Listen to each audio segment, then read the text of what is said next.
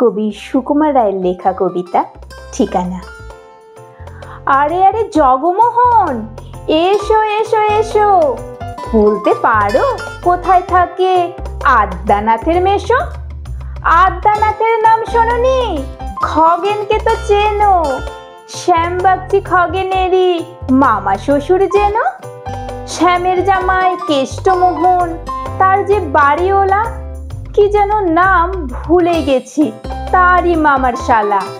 তারই পিসের খুড়তুতো ভাই আদ্যানাথের মেশো। লক্ষ্মী দাদা, ঠিকানা তার একটু জেনে এসো। ঠিকানা চাই, বলছি শোনো। আমরাতলার মোড়ে 3 মুখো 3 রাস্তা গেছে, তারই একটা ধরে। চলবে সিধে নাক বরাবর, ডান দিকে চোখ রেখে।